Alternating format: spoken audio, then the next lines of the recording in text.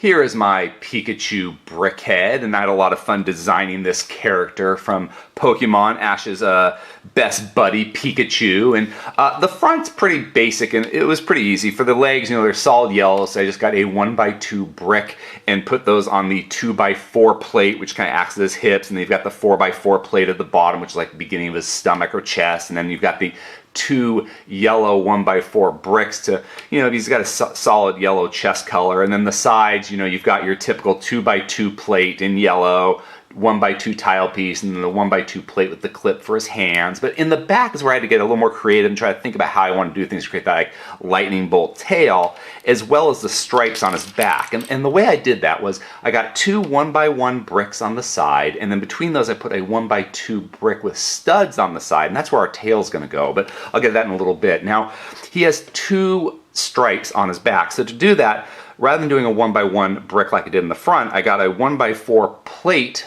brown and a dark reddish brown, and then a yellow plate, and then another brown plate, and then the top yellow stripe is actually that 4x4 plate that acts as like kind of like the neck.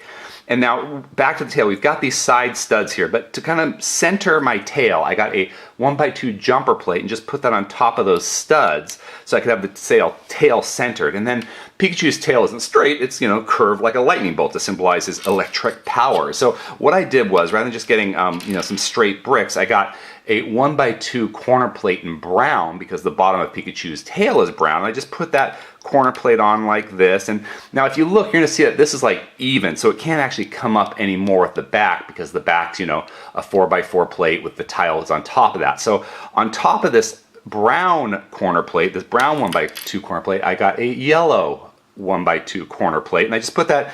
Now I kind of put them like this originally just to line it up, but from there you can kind of like tilt it and move it because there's one point connection, so you get a lot of like movement with this tail and how you want to form it to make it look like Pikachu's tail. Now to create that end tail so we can do, you know, iron tail and whack his opponents, I got this 4x2 wedge plate, and for the 4x2 wedge plate, the larger end is going to be the top of his tail, and that small end where there's just one stud will be the bottom where I connect to the end of this corner plate here. And now again, we're kind of doing, you can do it like this and then just move it to how you want to position it. But this gives you a lot of positioning for how you want it to look not only in the back, but also however you're displaying it. So maybe in the back, you want to have it up a little higher. So it does give you a lot of movement. So I love all those little one-point connections to kind of make that lightning bolt tail.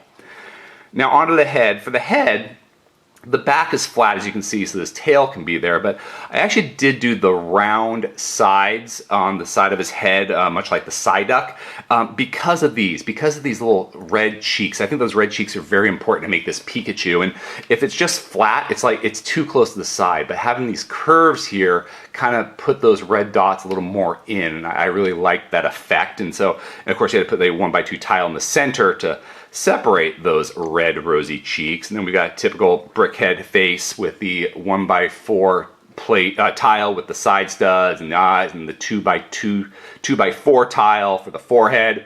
But now for the ears on top, I had a lot of fun trying to figure out how to do this. Now for his ears, now there's a lot of movement with these ears, and so I used a 1x1 tile clip, and then on that I put this 1x2 hinge plate, and I just put those together like this.